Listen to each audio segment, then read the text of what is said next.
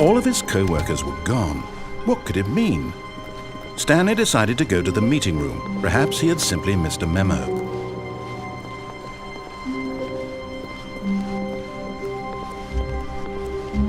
When Stanley came to a set of 2 open doors, he entered the door on his left.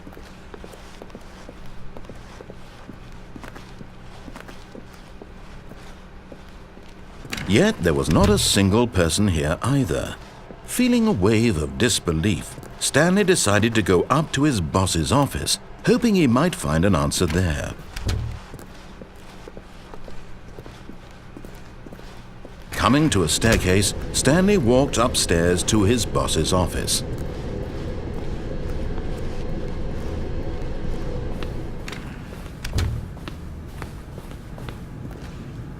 Stepping into his manager's office, Stanley was once again stunned to discover not an indication of any human life. Shocked, unraveled, Stanley wondered in disbelief who orchestrated this. What dark secret was being held from him? What he could not have known was that the keypad behind the boss's desk guarded the terrible truth that his boss had been keeping from him. And so the boss had assigned it an extra secret PIN number, 2845. Yet incredibly, by simply pushing random buttons on the keypad, Stanley happened to input the correct code by sheer luck. Amazing. He stepped into the newly opened passageway.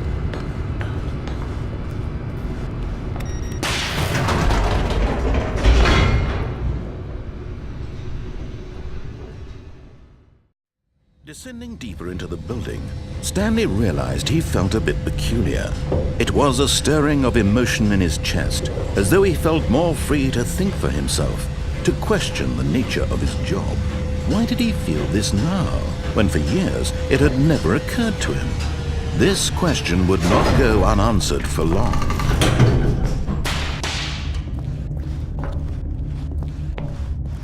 Stanley walked straight ahead through the large door that read Mind Control Facility.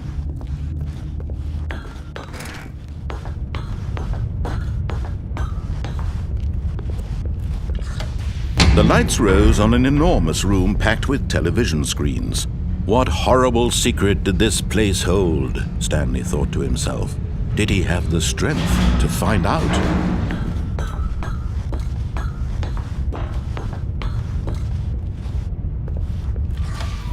Now the monitors jumped to life, their true nature revealed. Each bore the number of an employee in the building, Stanley's co-workers. The lives of so many individuals reduced to images on a screen, and Stanley, one of them, eternally monitored in this place where freedom meant nothing.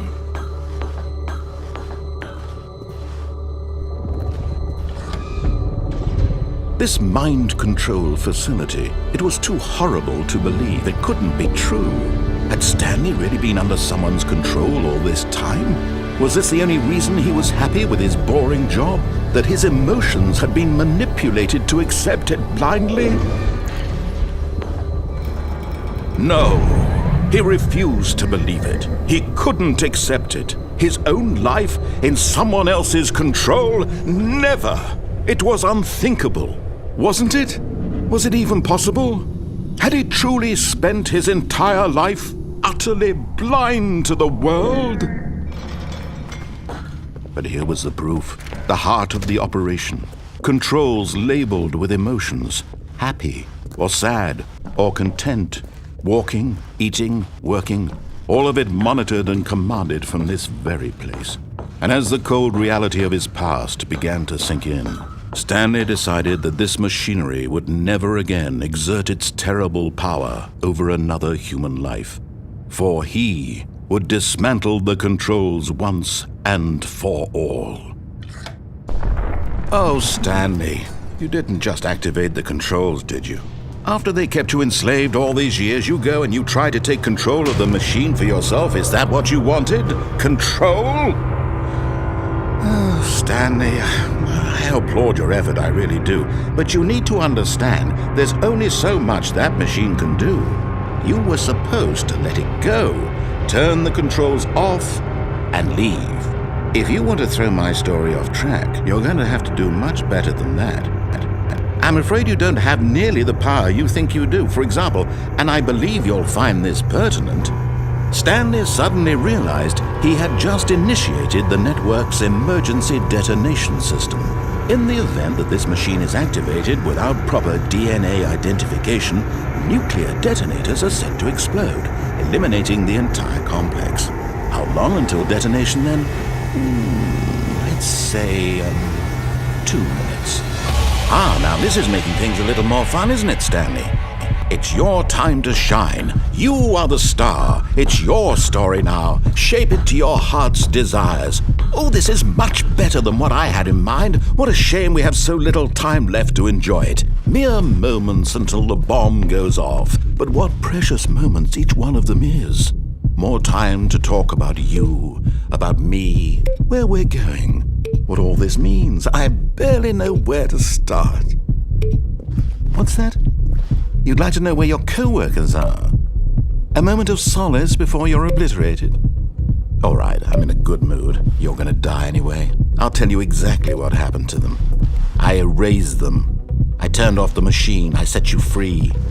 Of course, that was merely in this instance of the story. Sometimes when I tell it, I simply let you sit there in your office forever, pushing buttons endlessly and then dying alone. Other times, I let the office sink into the ground, swallowing everyone inside, or I let it burn to a crisp. I have to say this, though, this version of events has been rather amusing. Watching you try to make sense of everything and take back the control wrested away from you, it's quite rich. I almost hate to see it go.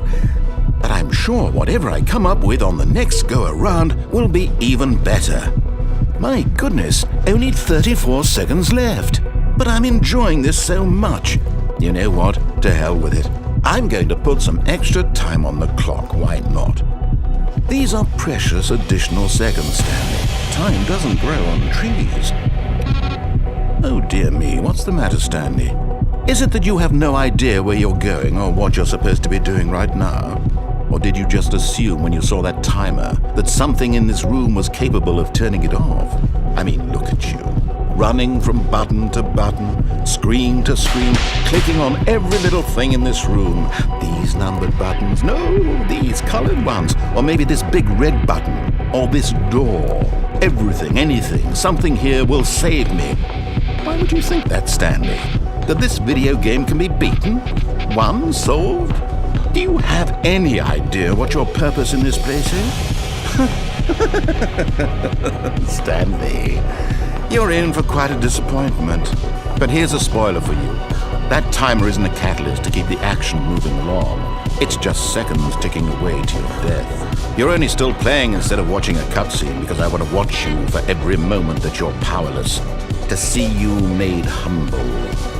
This is not a challenge. It's a tragedy. You wanted to control this world, that's fine. But I'm going to destroy it first, so you can't. Take a look at the clock, Stanley. That's 30 seconds you have left to struggle. 30 seconds until a big boom and then nothing. No ending here, just you being blown to pieces. Will you cling desperately to your frail life, or will you let it go peacefully? Another choice. Make it count, or don't. It's all the same to me, all a part of the joke. And believe me, I will be laughing at every second of your inevitable life from the moment we fade in until the moment I say, happily ever after.